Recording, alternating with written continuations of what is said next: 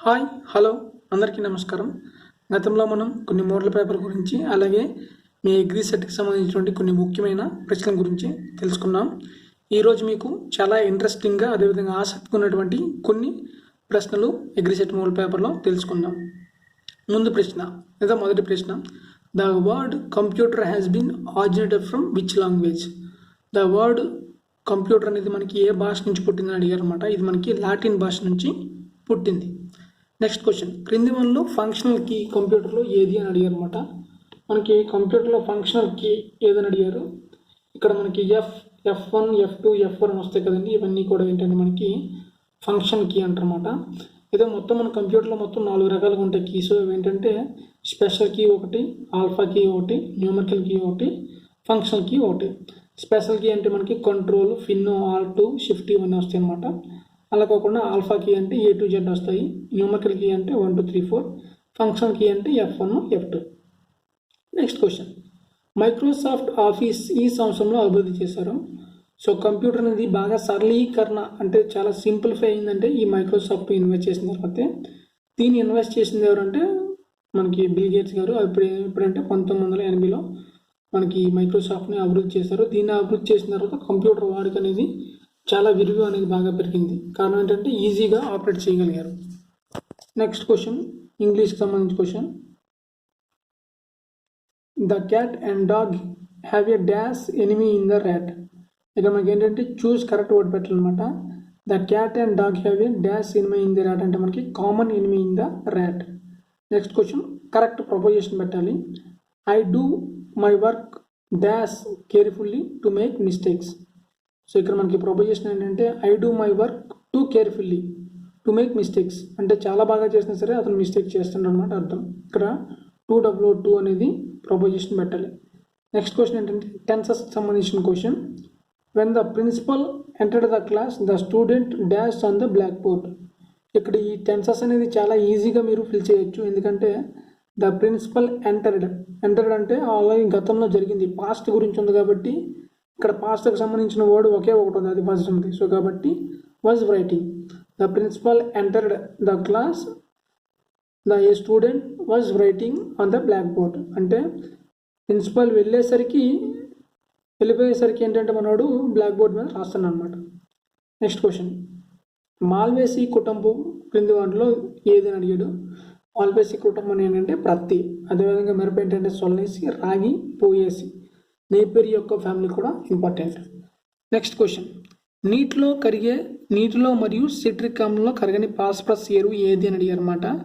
మనకి ఫాస్ఫరస్ ఎరువును కరిగే సామర్థ్యాన్ని బట్టి 3 రకాలుగా విభజించారు. 1 నీటిలో కరిగేది, 2 సిట్రిక్ ఆమ్లంలో కరిగేది, 3 నీరు మరియు సిట్రిక్ ఆమ్లం 3లో కూడా మనకి కరగదనమాట. సో ఇక్కడ మనకి నీరు మరియు సిట్రిక్ ఆమ్లం కరగదు ఏంటంటే శిలాఫాస్ఫేట్. అలా కాకుండా నీటిలో కరిగేది అయితే SSP మరియు TSP. అలా కాకుండా సిట్రిక్ ఆమ్లంలో కరిగేది ఏంటంటే బేసిక్ స్లాగ్. సో 4 ఆప్షన్స్ కూడా మనకి ఇందులో మనకి కరెక్ట్ ఆన్సర్ ఏంటంటే మీకు బేసిక్స్ మనకి రాక్ ఫాస్ఫేట్ అనేది కరెక్ట్ ఆన్సర్. మిగతావి కూడా చెప్పాను అవి వేటిలో కరుగుతాయండి. నెక్స్ట్ క్వశ్చన్, ఆర్గానోక్లోరిన్లు ఈ కీటకంలో ఈ భాగంపై దాడి చేయను లేదా ప్రభావం చూపును అంటే ఆర్గానోక్లోరిన్ అటువంటి కీటకనాశులను సాధారణంగా కీటకం యొక్క శ్వాస వ్యవస్థ పైన ప్రభావం చూపుతాయి. నెక్స్ట్ క్వశ్చన్, PRA యొక్క ముఖ్య లక్షణం ఏది? సో PRA యొక్క ముఖ్య లక్షణం ఏంటంటే తక్షణ విశ్లేషణ, వెంటనే అనాలిసిస్ చేయాలి, అది తక్షణ విశ్లేషణ. అలాగే మిగతా విశ్వసనీయత, అనుకూలత, త్రికోణ విధానం కూడా ఇంపార్టెంట్ టెర్మినాలజీస్.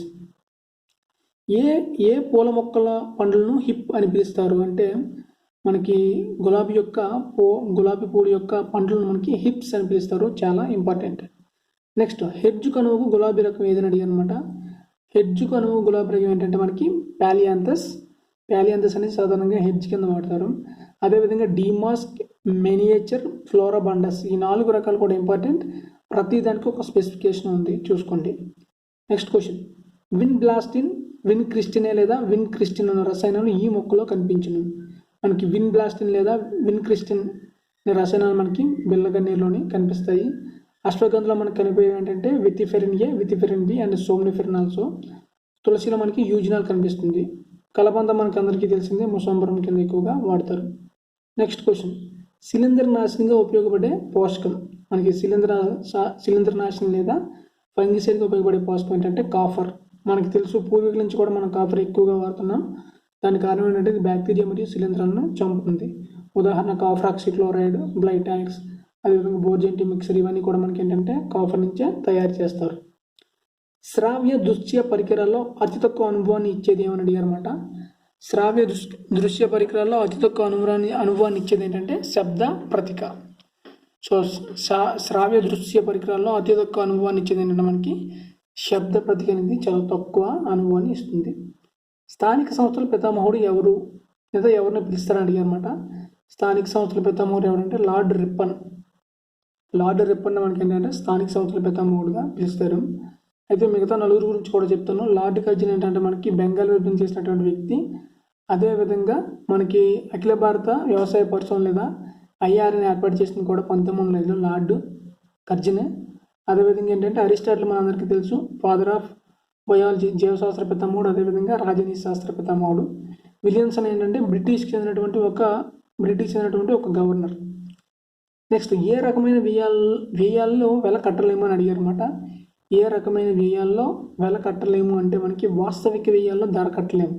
కారణం ఏంటంటే వాస్తవిక వ్యయాల్లో మనిషి అనేవాడు తన యొక్క సమయంలో చాలా రెట్టింపుగా పనిచేస్తారు అనమాట. ఆ రెట్టింపు పనికి ఆ సమయానికి మనం వెల అనేది కట్టలేము. అదేవిధంగా చాలా త్యాగం కూడా చేస్తాడు కాబట్టి వాస్తవిక వ్యయాన్ని ఇప్పుడు కూడా మనం వెల కట్టలేము. అదేవిధంగా అవకాశ వ్యయం అంటే ఏంటి, స్పష్టమైన అస్పష్టమైన టెర్మినాలజీ కూడా ఇంపార్టెంట్. నెక్స్ట్ క్వశ్చన్, సహకార సంస్థల్లో కుల మత పొలిటికల్ ఆంక్షలు ఉండవని తెలియజేసే సూత్రం. మనకు సహకార సంస్థలో మొత్తం 8 సూత్రాలు ఉంటాయి. దాంట్లో ఏ సూత్రం అనేది కుల మత పొలిటికల్ ఆంక్షలు ఉండవని తెలియజేస్తుందంటే principle of voluntary. Principle of voluntary అనేది ఏంటంటే కుల మత పొలిటికల్ ఆంక్షలు ఉండవని చెప్తుంది. అదేవిధంగా principle service important, principle of help important, principle of education కూడా ఇంపార్టెంటే. నెక్స్ట్ క్వశ్చన్, మెక్లాగన్ కమిటీ ఏ చట్టంలో లోపాలను సవరించారు. సో మెక్లాగన్ కమిటీ అనేది ఏ చట్టం యొక్క లోపాలను సవరించిందంటే మనకి 1912 అంటే మనకి 2వ సహకార చట్టం యొక్క లోపాలను సవరించింది. దీన్ని ఏ సంవత్సరం ప్రవేశపెట్టారంటే 1914. ఏ చట్టం యొక్క లోపాలంటే 1912, ఏ సంవత్సరంలో ప్రవేశపెట్టాలంటే 1914. కమిటీ ఆన్ కోఆపరేటివ్ క్రెడిట్కి పర్యవేక్షణ చేసింది ఎవరు. కమిటీ ఆన్ కోఆపరేటివ్ క్రెడిట్కి పర్యవేక్షణ చేసింది ఎవరంటే మెహతా గారు. నెక్స్ట్ క్వశ్చన్, అదేవిధంగా వెంకటప్పయ్య ఏ కమిటీకి సంబంధించింది, గాడ్గిల్ ఏ కమిటీ, ఇది కూడా చాలా ఇంపార్టెంట్. ఒక జిల్లాకు ఉండే లీడ్ బ్యాంకుల సంఖ్య చాలా ఇంపార్టెంట్. ఒక జిల్లాకు ఉండేటువంటి లీడ్ బ్యాంకుల సంఖ్య 1. దీన్నే జిల్లా బ్యాంక్ అని కూడా అంటారు. ఒక జిల్లాకి లీడ్ బ్యాంక్ 1 మాత్రమే ఉంటుంది. వస్తువు ధర పెరుగుట రూపాయి విలువ పడిపోయే స్థితిని డాష్గా చెప్పవచ్చు. సో ఈ ఎకనామిక్స్ సంబంధించి వస్తువు ధర పెరుగుట మరియు రూపాయి విలువ పడిపోయే స్థితిని ఏమంటారంటే ఇన్ఫ్లేషన్ లేదా ద్రవ్యోల్బణం. చాలా ఇంపార్టెంట్. సో వస్తువు యొక్క ధర బాగా పెరగడం, రూపాయి యొక్క విలువ పడిపోయే స్థితిని ఏమంటారంటే ద్రవ్యోల్బణం లేదా ఇన్ఫ్లేషన్ అంటారనమాట. నెక్స్ట్ క్వశ్చన్, రైతు అప్పులు ఆస్తులు తెలియజేసే పట్టిక ఏదని అడిగారు అనమాట. రైతుల అప్పులు ఆస్తులు తెలియజేసే పట్టిక మనకి బ్యాలెన్స్ షీట్. అదేవిధంగా break even analysis important, break even point important, scale of finance చాలా ఇంపార్టెంట్ టెర్మినాలజీ. ఏ రకమైన మార్కెట్లో ధరను వస్తువులు ప్రభావితం చేయవు. ఏ రకమైన మార్కెట్లో ధరను వస్తువులు ప్రభావితం చేయవంటే ఏకస్వామ్య. ఎందుకంటే ఏకస్వామ్యంలో ఒకడు మాత్రమే వస్తువును ప్రొడ్యూస్ చేస్తాడు, వాడికి పోటీ ఉండదు కాబట్టి దాని మీద ధరపైన ఎప్పుడు కూడా ప్రభావం ఉండదు. ఈ ఏకస్వామికి ఉదాహరణ ఏంటంటే మన దేశంలోని రైల్వే వ్యవస్థ, అదేవిధంగా పోస్ట్ ఆఫీస్. నాగరికత యొక్క మొదటి ప్రమాణం ఏంటని అడిగారన్నమాట. నాగరికత యొక్క మొదటి ప్రమాణం గృహం. డాష్ సమాచార ప్రచురణలో ఒకవైపు మాత్రమే ముద్రణ ఉండను అన్నమాట. మనకి లీఫ్లెట్లోని ఒకవైపు మాత్రమే ముద్రణ అనేది ఉండను. నెక్స్ట్ క్వశ్చన్, పిఆర్ఏ బృందం చర్చలకు ఉపయోగపడే సమాచార పద్ధతి. సో పిఆర్ఏ బృందానికి ఈజీగా అండర్స్టాండ్ చేసుకోవడానికి ఉపయోగపడే సమాచార పద్ధతి అంటే మ్యాపింగ్ టెక్నిక్.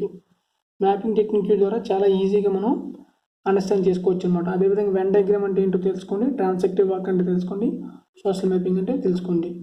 నెక్స్ట్, బొద్దింక ఆడజీవుల్లో జనరంధ్రం డాష్ ఉదర పలకాలలో ఉండనడి అనమాట. సో మనకు బొద్దింక ఆడజీవుల్లో జనరంధ్రం అనేది మనకి 8వ ఉదర పలకంలోని ఉండును.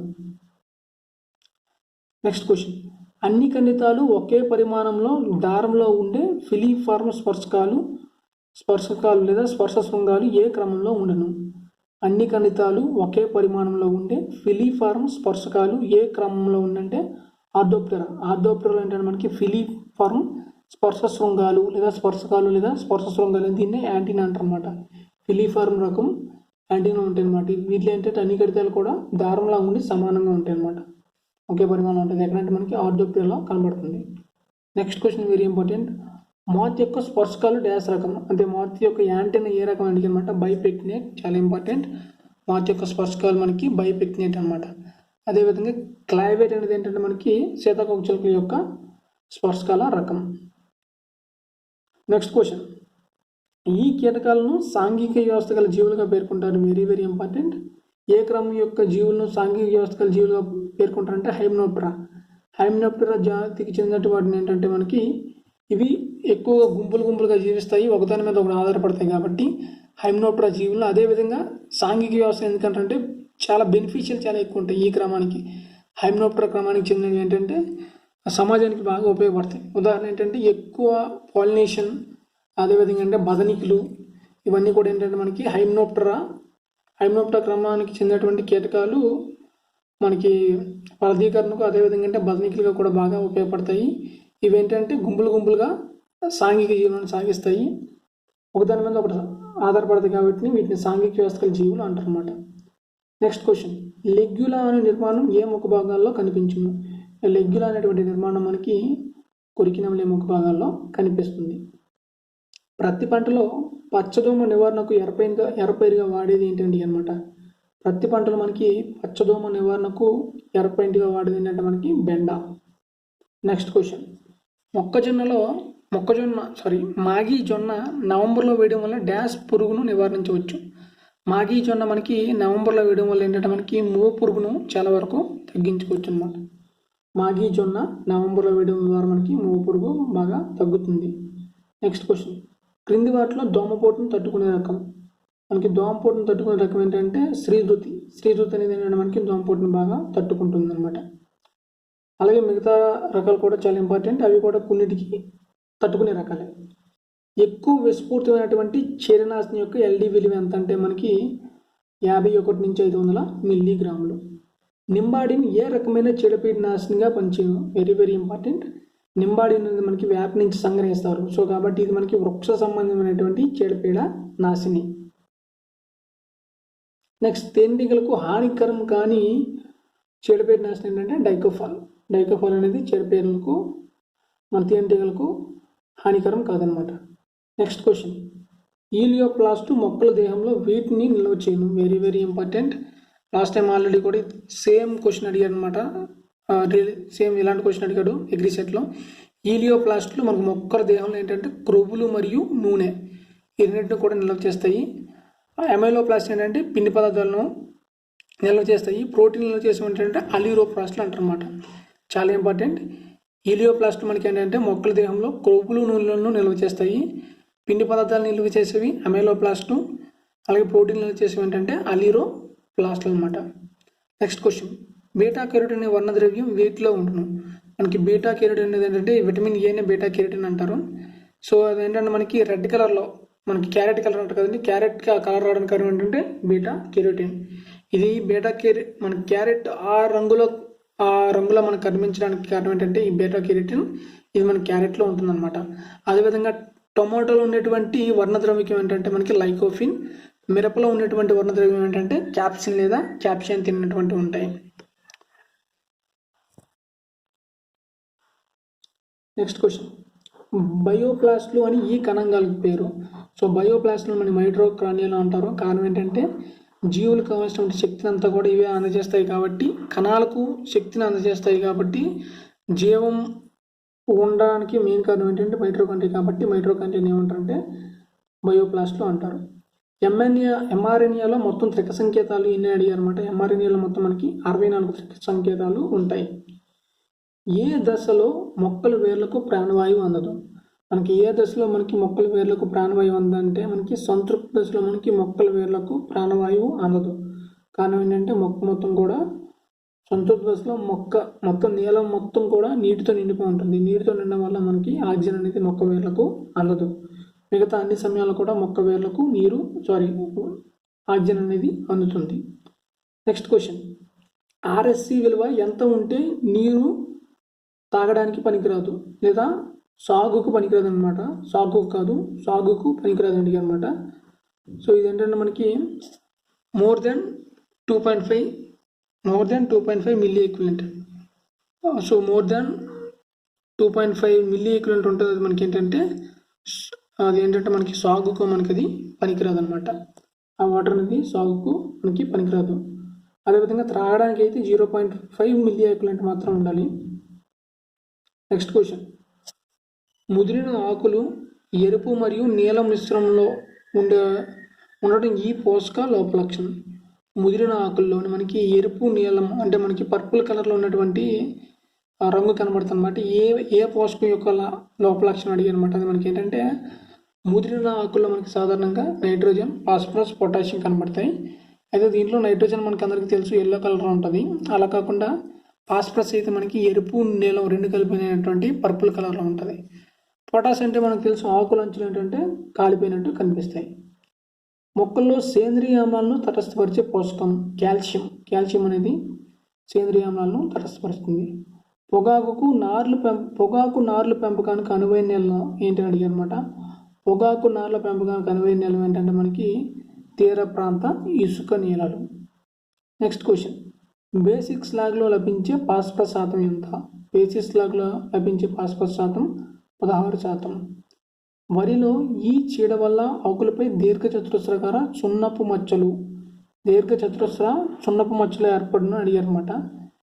సో దీర్ఘచతురస్ర సున్నపు మచ్చలు మెన్షన్ చేశాడు కాబట్టి సున్నపు మచ్చలు కాకుండా దీర్ఘచతురస్ర సున్నపు మచ్చలు కాకుండా అన్నాడు కాబట్టి ఇది మనకి తాటాకు పురుగు లేదా హిస్పా అనేది ఏంటంటే తాటాకు పురుగు వచ్చినప్పుడు మనకి దీర్ఘచతురస్రాకార సున్నపు మచ్చలు అనేవి ఏర్పడతాయి. నెక్స్ట్ క్వశ్చన్, జొన్న మొవ్వఈగలో ఆడజీవి రంగు మరియు మచ్చల సంఖ్య. జొన్న మొవ్వఈగలో ఉండే ఆడజీవి యొక్క రంగు మరియు మచ్చల సంఖ్య ఏంటంటే రంగు మనకి ఊదా రంగులో ఉంటుంది. మచ్చలు ఏంటంటే మొత్తం దేహం పైన 6 మచ్చలు ఉంటాయి. Very important. జొన్న యొక్క మొవ్వఈగ యొక్క రంగు ఊదా, దాని యొక్క మచ్చలు 6.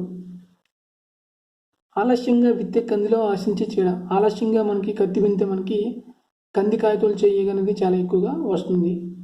నెక్స్ట్ క్వశ్చన్, వరి నాటిన ఎన్ని రోజుల వరకు పేక పురుగు ఉధృతి ఉండును? వరి నాటినటువంటి 75 రోజుల వరకు మనకి పేక పురుగు ఉధృతి అనేది సివియర్గా ఉంటుంది. నెక్స్ట్ క్వశ్చన్, వంగ అక్షింతల పురుగు కుటుంబం చాలా ఇంపార్టెంట్. వంగ అక్షింతల పురుగు కుటుంబం ఏంటంటే కాక్సినెలిడే. ఈ కాక్సినెలిడే కామన్ ఉన్నటువంటి ఈ వంగ అక్షింతల పురుగు మ్యాక్సిమం మనకి ప్రిడేటర్గా అంటే మనకి బదనిగ్గా ఉపయోగపడుతుంది. కానీ ఒక వంగలో మాత్రం ఇది చీడ కింద కనిపిస్తుంది అనమాట. దాని యొక్క కుటుంబం చాలా ఇంపార్టెంట్. అర్క అనామిక, అర్క అభయ బెండి రకాలు ఈ చీడలను తట్టుకునే రకాలు. మనకి ఏంటంటే అర్క అనామిక మరియు అర్క అభయ అని ఏంటంటే మనకి తెల్లదోమను మనకి బాగా తట్టుకుంటాయి అనమాట. తెల్లదోమను తట్టుకుంటాయి. క్రింది ఈ పురుగు కోశస్థ దశను క్రైసాలిస్ అంటారు. Very very important. క్రింది ఈ పురుగు యొక్క కోశస్థ దశను క్రైసాలిస్ అంటారంటే మనకి నిమ్మ సీతాకోకచిలుక అదే లార్వా అనమాట. కోశస్థ దశ అంటే లార్వా. So pupa. కోశస్థ దశ అంటే ప్యూపా అనమాట. ప్యూపా. సో ఏంటంటే నిమ్మ సీతాకోకచిలుక యొక్క ప్యూపా ఏ రకం అంటే క్రైసాలిస్. చాలా ఇంపార్టెంట్. క్రైసాలిస్ అనేటువంటి ప్యూపా అనేది ఏంటంటే మనకి నిమ్మ సీతాకోకచిలుకలోని చాలా ఎక్కువగా మనకి కనిపిస్తుంది. మొత్తం మనకి 4 రకాల ప్యూపాలు ఎక్కువ కనబడతాయి. అందులోని క్రైసాలిస్ రకం ఏంటంటే మనకి నిమ్మ సీతాకోకచిలుకకి చాలా స్పెసిఫిక్ అనమాట. నెక్స్ట్ క్వశ్చన్, వరిలో ఫాస్ఫరస్ ఎరువుతో డాష్ ఎరువు కలిపి వేయరాదంటే జింక్ అనేది ఎప్పుడు కూడా ఫాస్ఫరస్ ఎరువుతో కలిపి వేయరాదనమాట. నెక్స్ట్ క్వశ్చన్, మొక్కజొన్నలో పరిపక్వత సమయంలో గింజల మొదట్లో ఈ రంగు చారలు కనిపించను. చాలా ఇంపార్టెంట్. మొక్కజొన్న పరిపక్వత సమయంలో మనకి గింజల మొదట్లో ఏ రంగు చారలు కనిపించంటే నలుపు మచ్చలు కనిపిస్తాయి. నలుపు చారలు కనిపిస్తాయి. అంటే ఈ గింజ యొక్క మొదటి భాగంలో మనకి నలుపు చాలా కనిపిస్తుంది. మనకి పరిపక్వత వచ్చినట్టే. మాగి జొన్న ఈ నెలలో విత్తుతారు. మాగి జొన్న మనకి సెప్టెంబర్లోని విత్తుతారు. నెక్స్ట్ క్వశ్చన్, 1 ఎకరాకు సరిపడా రాగి నారుమడి పరిమాణం ఎంత అండి అనమాట. 1 ఎకరాకు సరిపడా రాగి నారుమడి పరిమాణం ఎంత అంటే మనకి 5 సెంట్లు అండి.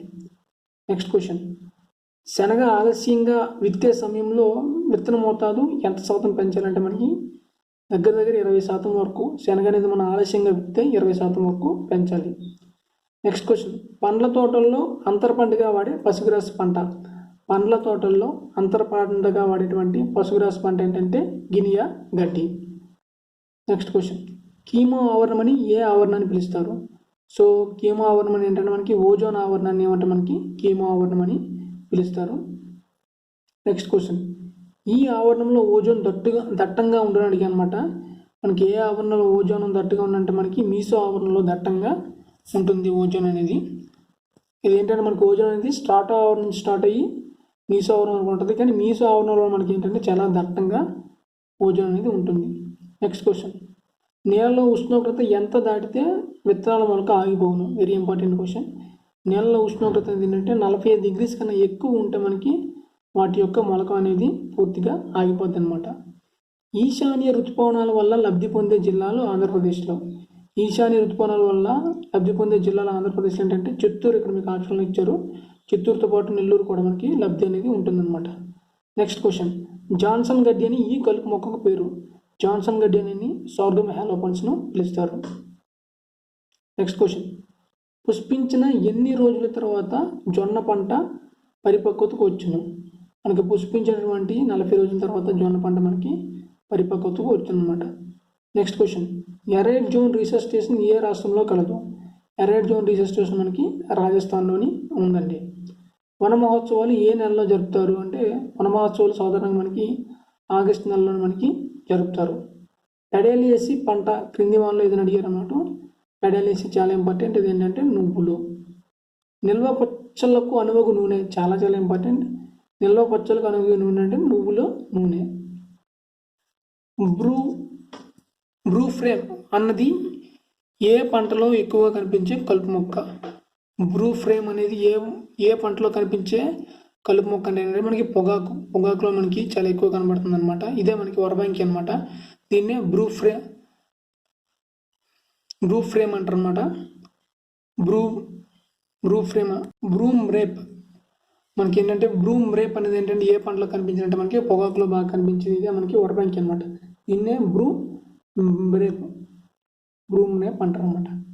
నెక్స్ట్, పొలంలో గట్లపై కలుపులు తీయడం వల్ల ఈ వ్యాధి రాకుండా చేయవచ్చు. ఏంటంటే మనకి పొలంలో గట్లపై ఉన్నటువంటి కలుపు తీయడం ద్వారా వరిలో ఏ వ్యాధి రాకుండా తగ్గించవచ్చు అండి అనమాట. సో పొలంపై ఉన్నటువంటి గట్లపై కలుపులు తీయడం ద్వారా మనకి వరిలోని పొడతెగులు అనేది చాలా తక్కువగా రాకుండా ఉండడానికి ఆస్కారం ఉంటుందన్నమాట. నెక్స్ట్ క్వశ్చన్, వరిలో వ్యాధి సోకిన పొలం నుంచి దిగువ పొలంకు నీరు వెళ్లకుండా నివారిస్తే ఈ తెగులను అరికట్టవచ్చు. సో ఇది మనకి ఏంటంటే వరిలోని వ్యాధి సోకిన పొలం నుంచి దిగువ పొలంకు నీటిని వెళ్లకుండా చేస్తే ఏ తెగులను అరికట్టవచ్చు అంటే అది మనకి ఏంటంటే ఎండు తెగులు అండి, బ్యాక్టీరియా తెగులు. సాధారణంగా బ్యాక్టీరియా తెగులు వచ్చిన పొలం నుంచి వేరే పొలంకి నీరు వెళ్లకుండా కాపాడుకుంటే మనకి ఎండు తెగులు అనేది రాదు. ఎందుకంటే బ్యాక్టీరియా రిలీజ్ చేసేటువంటి ఆ స్రావం అనేది నీటిలో విడుదలయ్యి అది వేరొక పొలానికి ఇన్ఫెక్షన్ అవుతుంది అనమాట. నెక్స్ట్, జొన్నలో ఈ వ్యాధి సోకటం వల్ల 30 రోజుల్లోపు చనిపోను అంటే మనకి జొన్నలో డౌనీ మిల్యూ రావడం వల్ల ఏమవుతుందంటే 30 రోజుల్లోపు మనకి మొక్కలు అనేవి చనిపోతాయి. మొక్కజొన్నలో కాండం కుళ్ళు ఈ సీజన్లో ఎక్కువగా వచ్చును. మొక్కజొన్నలో మనకి కాండం కుళ్ళు అనేది ఏంటంటే మనకి చార్కోల్ రట్ మనకి రబీ సీజన్లోని చాలా ఎక్కువగా వస్తుందన్నమాట. నెక్స్ట్ క్వశ్చన్, కదిరి 6 రకం వేరుశెనగలో ఈ వ్యాధిని తట్టుకును. కదిరి 6 అనేది ఏంటంటే మనకి వేరుశెనగలో మొవ్వకులను తట్టుకునే రకం అనమాట. నెక్స్ట్, గ్రే రాట్ వ్యాధి ఆముదంలో ఈ భాగంకు సోకును. సో గ్రే రాట్ వ్యాధి మనకి బోట్రైటిస్ ద్వారా వస్తుంది. ఈ బోట్రైటిస్ ఏంటంటే మనకి ఆముదంలోని పుష్ప విన్యాసం భాగంలోని మనకి ఇన్ఫెక్షన్ కలుగుతుందన్నమాట. నెక్స్ట్ క్వశ్చన్, YLM 7 రకం నువ్వుల్లో ఈ వ్యాధిని తట్టుకును. YLM 7 రకం నువ్వులో ఈ వ్యాధిని తట్టుకున్నంటే మనకి చీపురు కట్ట తెగులను తట్టుకుంటుంది అనమాట. YLM 7 అనేటువంటి రకం మనకి నువ్వుల్లోని చీపురు కట్ట తెగులను బాగా తట్టుకుంటుంది. కరిగే కందకం లేదా వెట్టబుల్ సల్ఫర్ 3 గ్రాములు పర్ లీటర్ పిచికారీ చేస్తే ఈ వ్యాధి రాకుండా కంది పంటలో అని అడిగారు అనమాట. వెట్టబుల్ సల్ఫర్ 3 గ్రామ్ పర్ లీటర్కి పిచికారీ చేస్తే ఏ వ్యాధి రాకుండా ఏం చేయొచ్చు అడిగారు అనమాట. Sterility mosaic. ఎందుకంటే స్టెరిలిటీ మొజాయిక్కి వాహకం కింద పనిచేసే దాన్ని చంపడం కోసం ఈ వెటబుల్ సల్ఫర్ అనేది ఉపయోగపడుతుంది అనమాట. నెక్స్ట్ ఫ్రూట్ రాట్ తెగులుకు మరొక పేరు క్రింది వాళ్ళలో. సో ఫ్రూట్ రాట్ తెగులు మనకి ఏంటంటే బ్రౌన్ రాట్ అంటారు, అదేవిధంగా గమ్మోసిస్ అంటారు, ట్రంక్ రాట్ అంటారు. అంటే మనకి ఆప్షన్లో ఉన్నవాడు కూడా ఏంటంటే ఫ్రూట్ రాట్కి సంబంధించిన ఒకటి brown rot, gummosis, trunk rot ఇవన్నీ. రంగాపూర్ నిమ్మ ఈ వ్యాధిని తట్టుకునే రకం. మనకి రంగాపూర్ నిమ్మ అనేది ఏంటంటే మనకి వైరస్ ప్రిస్టేజ్ వైరస్ని మనకి బాగా తట్టుకుంటుందండి రంగాపూర్ నిమ్మ. మామిడిలో డ్యాష్ వల్ల కాయలు పక్వానికి ముందే రాలిపోవును. సో మామిడిలో మనకి బూడి తెగులు వల్ల ఏంటంటే మనకి పక్వానికి ముందే రాలిపోతాయి అన్నమాట. బెండలో ఈ వ్యాధి వల్ల పూత రాలిపోయి పుష్పించే శక్తి పోవును. సో బెండలో మనకి ఏంటంటే బూడి తెగులు, బెండలో కూడా మనకి ఏంటంటే బూడి తెగులు రావడం వల్ల లేదా బూడి తెగులు లేదా పౌడర్ మిల్లి రావడం వల్ల ఏంటంటే పూత రాలిపోయి పుష్పించే శక్తి కోల్పోద్ది అనమాట. నెక్స్ట్ క్వశ్చన్, వ్యాధి నిరోధకతను పెంచే విటమిన్ ఏ అని అడిగారు కింద దాంట్లోని. సో మనకి వ్యాధి నిరోధకతను పెంచేది ఏంటంటే విటమిన్ సి. విటమిన్ సి అనేది మనకి ఏంటంటే రెసిస్టెన్స్ అనేది బాగా పెంచుతుంది. నెక్స్ట్ క్వశ్చన్, ఆకుకూరలు ఎక్కువగా తినడం వల్ల ఈ పోషక లోపాన్ని నివారించవచ్చు. సో లీఫీ వెజిటేబుల్స్ ఎక్కువగా తినడం వల్ల ఏంటంటే మనకి ఐరన్ యొక్క లోపాన్ని మనం బాగా నివారించవచ్చు.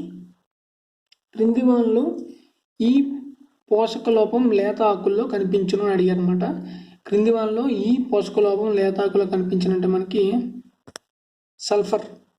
సల్ఫర్ యొక్క పోషక లోపం ఏంటంటే మనకి లేత ఆకుల్లోని కనిపిస్తుందండి. నెక్స్ట్, అల్లం పసుపు ప్రవర్తన కారకాలు ఏవి? మరియు అల్లం మరియు పసుపులోని ప్రవర్తన కారకాలు అంటే అల్లం మరియు పసుపు అనేవి వేటి నుంచి ఉత్పత్తి అవుతాయి అంటే మనకి రైజోమ్ అనమాట. అల్లం పసుపు ఇవి రెండు కూడా ఏంటంటే రైజోమ్ నుంచి మనకి పునరుత్పత్తి జరుగుతుంది. ఇవి శాఖీయ ఉత్పత్తి. ఆ శాఖీయ ఉత్పత్తి కారకాలు ప్రవర్తన కారకాలు ఏంటంటే రైజోమ్స్. హార్డ్వుడ్ కటింగ్ ద్వారా ఈ మొక్కకు సంబంధించినది. హార్డ్వుడ్ కటింగ్ అనేది ఏ మొక్కకు సంబంధించి అడిగారు అనమాట. హార్డ్వుడ్ కటింగ్ అనేది ఏంటంటే మనకి దానిమ్మలోని ఎక్కువగా వాడతారు. క్రింది వల్ల సహజ ఆక్సిన్ ఏది? క్రింది వల్ల సహజ ఆక్సిన్ ఏదంటే ఐఏఏ. ఇక్కడ ఆప్షన్లో 4 కూడా ఆక్సిన్లే, కానీ సహజ ఆక్సిన్ ఏంటంటే ఐఏఏ. దీన్నే ఇండోలిస్టిక్ యాసిడ్ అంటారు అనమాట.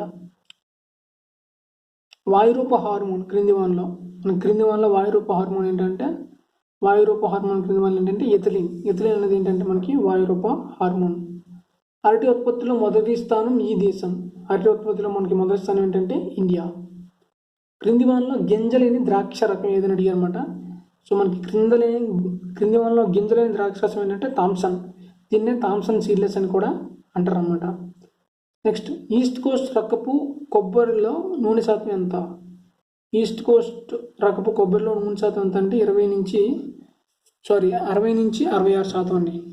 ఈస్ట్ కోస్ట్ రకపు కొబ్బరిలో మనకి నూనె శాతం ఏంటంటే 60 నుంచి 66%. మెంతి యొక్క కుటుంబం చాలా ఇంపార్టెంట్. మెంతి యొక్క కుటుంబం ఏంటంటే మనకి లెగ్యూమినేసి. మెంతి యొక్క కుటుంబం లెగ్యూమినేసి. నెక్స్ట్, 1 కేజీ టమోటా విత్తనానికి కావాల్సినటువంటి టమోటా అవసరం పరిమాణం ఎంత? అంటే 1 కేజీ టమోటా సీడ్ ప్రొడక్షన్ చేయాలంటే ఎంత టమోటా అవసరం అడిగారు అనమాట. ఇది మనకి ఏంటంటే 160 నుంచి 210 కేజీల టమోటా అనేది అవసరం అనమాట. అంటే 160 నుంచి 210 కేజీల టమోటా నుంచి మనం 1 కేజీ టమోటా విత్తనాన్ని సంగ్రహించవచ్చు అనమాట. అప్సర వంగ రకం యొక్క రంగు చాలా ఇంపార్టెంట్. మనకు వంగలో మొత్తం 6 రకాలు ఉంటాయి. దాంట్లో అప్సర వంగ రకం యొక్క రంగు ఏంటని అడిగారు అనమాట. ఇవి పచ్చగా ఉంటాయి, పొడవుగా ఉంటాయి అన్నమాట. పచ్చగా పొడవుగా ఉంటాయి. ఇందులో 4 ఆప్షన్లు కూడా చాలా ఇంపార్టెంటే. పర్బానీ క్రాంతి రకం ఈ కూరగాయ పంటకు చెందినది. Very important. పర్బానీ క్రాంతి రకం మనకి ఏంటంటే బెండకు సంబంధించినటువంటి రకం. మిరప నాటడానికి అనువగు వయసు ఎన్ని వారాలు? మిరప నాటడానికి అనువైన వయసు ఎన్ని వారాలు అంటే 6 వారాలు. 6 వారాల తర్వాత మనం మిరప నాటవచ్చు అనమాట. మిరప నాటడానికి అనువగు వయసు ఏంటంటే 6 వారాలు. సిట్రల్లస్ లానిటస్ క్రింది వాళ్ళు ఏంటంటే పుచ్చకాయ సిట్రల్లస్ లానిటస్ అంటారు అనమాట. నెక్స్ట్, ఎన్ఎస్యుల యొక్క అనుభారం ఎంత అడిగారు. ఎన్ఎస్యుల యొక్క అనుభారం ఎంత అంటే మనకి 58.44. నెక్స్ట్, 100% జన్యు స్వచ్ఛత కలిగినటువంటి విత్తనం ఏదని అడిగారు. సో 100% జన్యు స్వచ్ఛత కలిగిన విత్తనం అంటే ప్రజనకారి విత్తనం. దీంట్లో మనకి 100% జెనెటిక్ ప్యూరిటీ ఉంటుంది అనమాట. మెటాజెనీ ఎఫెక్ట్ ఈ పంటలో కనబడిన వెరీ వెరీ ఇంపార్టెంట్. మెటాజెనీ ఎఫెక్ట్ అనేది మనకి మొక్కజొన్నలో మాత్రం కనిపిస్తుంది. నెక్స్ట్ క్వశ్చన్, సన్ఫ్లవర్లో పరపరాగ సంపర్కానికి దారితీసే లక్షణం ఏంటని అడిగారు అనమాట. సో సన్ఫ్లవర్లో మనకి పరపరాగ సంపర్కానికి దారితీసే లక్షణం ఏంటంటే సెల్ఫ్ ఇన్కంపాటిబిలిటీ లేదా స్వయం విరుద్ధత లేదా సెల్ఫ్ ఇన్కంపాటిబిలిటీ వల్ల మనకి సన్ఫ్లవర్లో పరపరాగ సంపర్కం జరుగుతుంది అనమాట. నెక్స్ట్ క్వశ్చన్, విత్తన స్వచ్ఛత 98%, మొలక శాతం 60% అయినా విత్తనం యొక్క నిజ విలువ ఎంత అడిగారు అనమాట. సో ఇదేంటంటే మీకు విత్తనం యొక్క నిజ విలువ అనేటువంటి ఒక ఫార్ములా ఉంటుంది సీడ్ టెక్నాలజీకి సంబంధించి. విత్తనం యొక్క స్వచ్ఛత మరియు మొలక శాతం ఇచ్చిన విత్తనం యొక్క నిజ విలువ ఒక ఫార్ములా ఉంటుంది మీకు సీడ్ టెక్నాలజీలో. సో ఆ ఫార్ములాని మీకు అప్లై చేస్తే నిజ విలువ విత్తనం యొక్క నిజ విలువ అనేటువంటి ఒక లెక్క ఉంటుంది. ఆ ఫార్ములాని అప్లై చేస్తే మీకు వస్తుంది. సో దీని ఆన్సర్ ఏంటంటే మనకి 58.8% అనమాట నిజ విలువ. చట్టపరమైన హక్కులకు సంబంధించిన నమూనా ఏది అంటే మనకి అధికారిక నమూనా పైన మాత్రం మనకి చట్టపరమైన హక్కులన్నీ కూడా మనకి ఉంటాయి. నెక్స్ట్, విత్తన ధృవీకరణలో జన్యు స్వేచ్ఛతను నిర్ధారించే పరీక్ష వెరీ ఇంపార్టెంట్. మనకి విత్తన ధృవీకరణలోని జన్యు స్వేచ్ఛతను నిర్దేశించే పరీక్ష ఏంటంటే GOT లేదా గ్రోత్ టెస్ట్ అనమాట. GOT టెస్ట్ అంటారు. ఈ GOT test growth out test అంటారన్నమాట. ఈ గ్రోత్ అవుట్ టెస్ట్ అనేది జన్యు స్వేచ్ఛను నిర్దేశించడానికి బాగా ఉపయోగపడుతుంది. నెక్స్ట్ క్వశ్చన్, ప్రజనకారుని హక్కులు రక్షణకి ఎన్ని సంవత్సరాలు? ప్రజనకారుని హక్కులకు రక్షణ ఎన్ని సంవత్సరాలు అంటే మనకి 15 నుంచి 20 సంవత్సరాలు ఉంటాయి అనమాట. ప్రజనకారుని హక్కులు 15 నుంచి 20 సంవత్సరాల వరకు మాత్రమే ఉంటుంది. పీ బ్లాక్ మూలకాలు అధిక చర్యాశీలత కలిగినటువంటి మూలకాలు ఏంటి అని అనమాట. 17వ గ్రూప్ మూలకాలు అధిక చర్యాశీలత కలిగినవి. ద్రవంలో కరిగిన ద్రవం క్రింది వానిలో ఏది అడిగి అనమాట. సో ద్రవంలో కరిగిన ద్రవం ఏంటంటే మనకి ఇథనాల్ అనేది ఏంటంటే మనకి లిక్విడ్ రూపంలో ఉంటుంది, అది కూడా ద్రవం. సో కాబట్టి ద్రవంలో కరిగిన ద్రవం అని ఎగ్జాంపుల్ ఏమంటారంటే ఇథనాల్ అంటారు. నెక్స్ట్, ఇండియన్ సాల్ట్ పీటర్ అని దేనికి పేరు? ఇండియన్ సాల్ట్ పీటర్ అని దేనికి పేరు అంటే పొటాషియం నైట్రేట్ ఏంటంటే మనకి ఇండియన్ సాల్ట్ పీటర్ అంటారు అనమాట. ఆటం అనే పదం ఈ భాష నుంచి పుట్టింది. ఆటం అనేది మనకి గ్రీక్ భాష నుంచి పుట్టింది. ఆటం అంటే విచ్ఛిన్నం చేయలేనిది అర్థం అనమాట. బ్లీచింగ్ పౌడర్ యొక్క రసాయనామం ఏంటి? బ్లీచింగ్ పౌడర్ యొక్క రసాయనామం ఏంటంటే మనకి CaOCl2. దీన్నే కాల్షియం హైపోక్లోరైడ్ అంటారు. దీన్నే కాల్షియం ఆక్సిక్లోరైడ్ అని కూడా అంటారు. కాల్షియం ఆక్సిక్లోరైడ్ అని కూడా అంటారు. అదే కాల్షియం హైపోక్లోరైడ్ అని కూడా అంటారు అనమాట. నెక్స్ట్ క్వశ్చన్, ఉర్జు చర్య ఈ హైడ్రోకార్బన్ తయారీకి వాడతారు అంటే ఉర్జు చర్య సాధారణంగా సంతృప్త హైడ్రోకార్బన్ అయినటువంటి ఆల్కేన్ల తయారీకి వాడతారు. చాలా ఇంపార్టెంట్ రియాక్షన్. ఉర్జు చర్య అనేది ఏంటంటే సంతృప్త హైడ్రోకార్బన్లు అయినటువంటి ఆల్కేన్ల తయారీకి వాడతారు. క్రింది వానిలో సాధారణంగా సిలిండర్లో ఉండే కంప్రెసర్ రింగిల్ సంఖ్య ఎంత అండి అనమాట. సాధారణంగా సిలిండర్లో ఉండేటువంటి కంప్రెసర్ రింగిల్ సంఖ్య ఏంటంటే 2 నుంచి 3. పెద్ద మడక ఏ శ్రేణి పరికరం? పెద్ద మడక అనేది ఏంటంటే మనకి ప్రాథమిక దుక్కి. నెక్స్ట్ క్వశ్చన్, చేతితో తిప్పే మొక్కజొన్న గింజలు తీసే యంత్రం యొక్క పొడవు మరియు రెక్కల సంఖ్య ఎంత అడిగారు అనమాట. సో మనకి ఏంటంటే పొడవు 15 సెంటీమీటర్లు, రెక్కలు 3 నుంచి 4 ఉంటాయి. ఈ దంతెలో పళ్ళు విరిగే నష్టం ఉండదు అని అడిగారు అనమాట. ఏ దంతలో మనకి పళ్ళు విరిగే నష్టం ఉండదంటే మనకి స్ప్రింగ్ దంతలో మనకి పళ్ళు విరిగే నష్టం ఉండదు. ఆప్టికల్ స్క్వేర్లో 2 అద్దాల మధ్య ఉండవలసిన కోణం ఎంత? Very very important. ఆప్టికల్ స్క్వేర్లో 2 అద్దాల మధ్య ఉన్నటువంటి కోణం ఎంత అంటే 45 డిగ్రీస్. సరళ రేఖ మెరిడియన్తో చేయి కోణాన్ని డ్యాష్ అంటారు. సరళ రేఖ మెరిడియన్తో చేయి కోణాన్ని ఏమంటే మెరిడియన్. సరళ రేఖ మెరిడియన్తో చేయి కోణాన్ని ఏమంటే మెరిడియన్ అంటారు.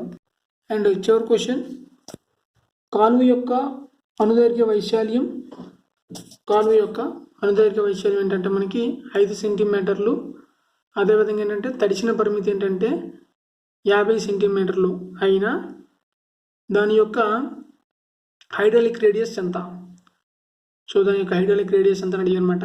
సో దీనికి హైడ్రాలిక్ రేడియస్ ఫార్ములా ఏంటంటే మనకి వైశాల్యం బై తడిసిన పరిమితి. సో మనకి 5/500 అంటే 0.01 అనేది దీని యొక్క హైడ్రాలిక్ రేడియస్ కరెక్ట్ ఆన్సర్ అనమాట. సో ఇదండి, ఇది మొత్తం మోడల్ పేపర్. సో దీంట్లో ఇంపార్టెంట్ క్వశ్చన్స్ మొత్తం దీంట్లో ఉన్నటువంటి నేను మీకు టైము స్పాన్ ఎక్కువైపోతుంది కాబట్టి 4 ఆప్షన్లు ఎక్స్ప్లెయిన్ చేయలేదు, కానీ ప్రతి ఆప్షన్ కూడా చాలా ఇంపార్టెంట్. ప్రతి ఆప్షన్ కూడా వేరొక దానికి ఒక బిట్టు. మీరు ఆన్సర్లు చూస్తూ పాటు 4 ఆప్షన్స్ కూడా చదవండి. All the best. Thank you.